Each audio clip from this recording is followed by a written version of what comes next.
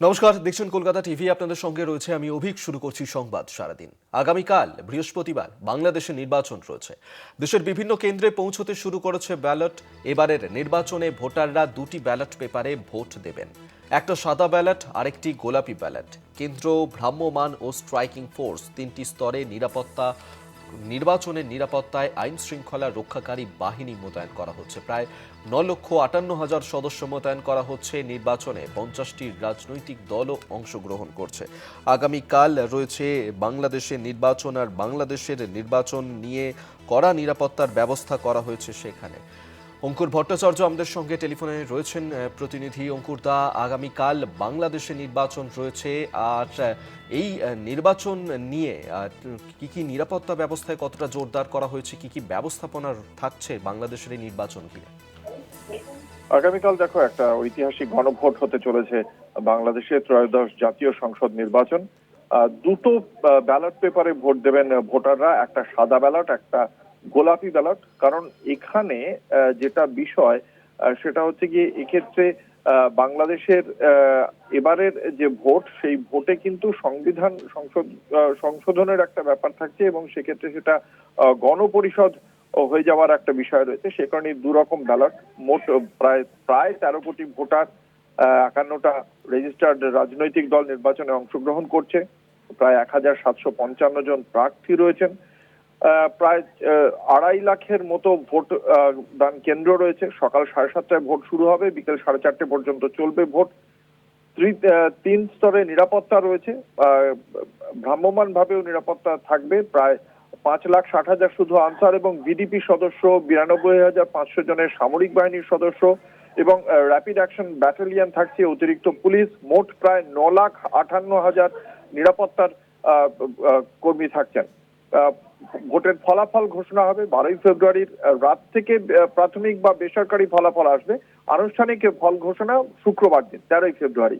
এবং এবারের ব্যালটে no vote যে ব্যবস্থা, সেই ব্যবস্থাও রাখা হয়েছে।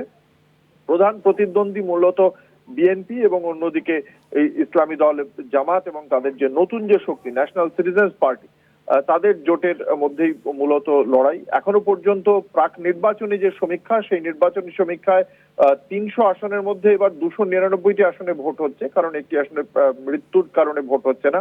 সেই 299টি আসনের মধ্যে প্রাক নির্বাচনী সমীক্ষক সংস্থা ইএএসডি, তাদের সমীক্ষা বলছে 208টি আসন পেতে পারে বিএনপির জোট, অন্যদিকে জামাতরা পেতে পারে 46টি আসন প্রায়। তবে এবং একই সঙ্গে জামাত প্রায় 12% ভোটারের সমর্থন ইতিমধ্যেই পেয়ে গিয়েছে বলে খুব বড় করে দাবি করা হচ্ছে সমীক্ষক সংস্থার পক্ষ থেকে। তবে বিষয়টা যাই হোক না কেন, এবারের ভোটে জেনারেশন জেড একটা বড় রকমের ফ্যাক্টর, কারণ তারাই এই জুলাই মাসের যে আন্দোলন, সেই আন্দোলনে তারাই একটা বড় ভূমিকা নিয়েছিল। ফলে সেক্ষেত্রে জুলাই সনদ এবং গণভোট এবারের নির্বাচনে একটা বড় ইস্যু। মানুষ যদি বলে, সেক্ষেত্রে গণপরিষদের হওয়ার একটা বিষয় রয়েছে। পাশাপাশি দ্রব্যমূল্য নিয়ন্ত্রণ, মুদ্রাস্ফীতি, দুর্নীতি দমন এবারের বাংলাদেশের যে নির্বাচনী প্রচার, সেখানে বড়ভাবে উঠে আসছে। এক্ষেত্রে জামাত এবং বিএনপির মধ্যে আগে দীর্ঘদিনের একটা ঘনিষ্ঠতা ছিল, থাকলেও এবার অনেকগুলো আসনেই তারা মুখোমুখি। কিন্তু সবচেয়ে বড় ফ্যাক্টর হয়ে দাঁড়াচ্ছে ইলেকশন ইঞ্জিনিয়ারিং, যেটা আমাদের রাজ্যে আমরা যেটাকে রিগিং বা ছাপ্পা ভোট বলে থাকি, বুথ দখল বলে থাকি, সেটা বাংলাদেশের শব্দবন্ধ ইলেকশন ইঞ্জিনিয়ারিং। এবং সেই ইঞ্জিনিয়ারিং এ জোর যার মুলুক তার, যে এলাকায় যার সংগঠন যত ভালো, সেই ইলেকশন ইঞ্জিনিয়ারিং তত ভালো করতে পারবেন। এবং এক্ষেত্রে জামাত বলছে নির্বাচন কমিশন পর্যন্ত পক্ষপাত দুষ্ট, একই অভিযোগ রয়েছে বিএনপির পক্ষ থেকেও। যে কারণে দুটি জোটের পক্ষ থেকেই বলা হয়েছে সকাল 7:30টায় ফাজারের নামাজ পড়েই ভোটটা দিয়ে দিতে, এবং তারপর ভোট শেষ না হওয়া পর্যন্ত কেউ যেন ভোট কেন্দ্র না ছাড়েন। ফলে বোঝাই যাচ্ছে উপস্থিত যে নিরাপত্তা ব্যবস্থা, তার উপর আস্থা কোনো জোটেরই তেমন ভাবে নেই।